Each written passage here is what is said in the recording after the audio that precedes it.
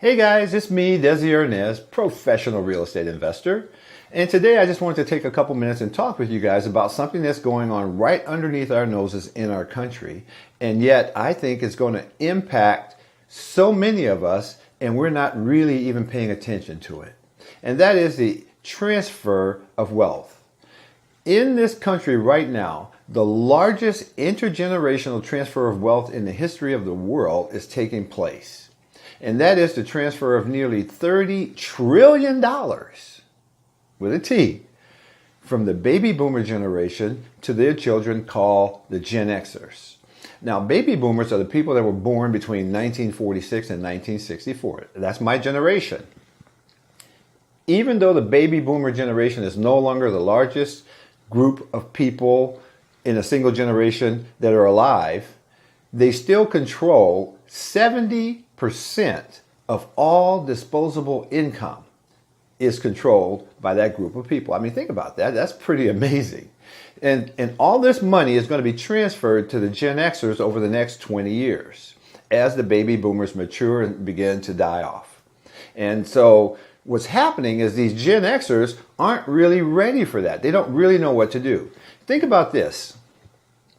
If someone were to drop $100,000 in your lap right now, and let's just say that's on a Friday, and they say, okay, by Monday, you need to have that money working and earning anywhere 8, 9, or 10% annually, and it needs to be safe, okay? It cannot be some high-risk investment. Where would you put your money?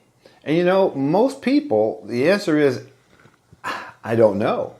And for most people, what they do is they run to the stock market with their money, or they put it inside their IRA or 401k, and then turn that over to a stockbroker and let the stockbroker manage their investment. Well, I'm here to tell you there's a better way. I try to teach people to think like a banker. See, banks don't invest their money. Banks lend. And the reason that banks lend is because when you lend money, you actually have a contract that says you're entitled to receive a certain return on your investment, which we call interest.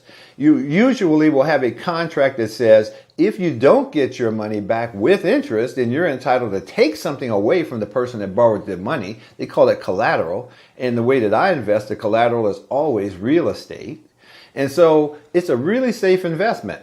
And I love the fact that as a lender, I know what my return on my investment is going to be. I know my exposure if people fail to pay me.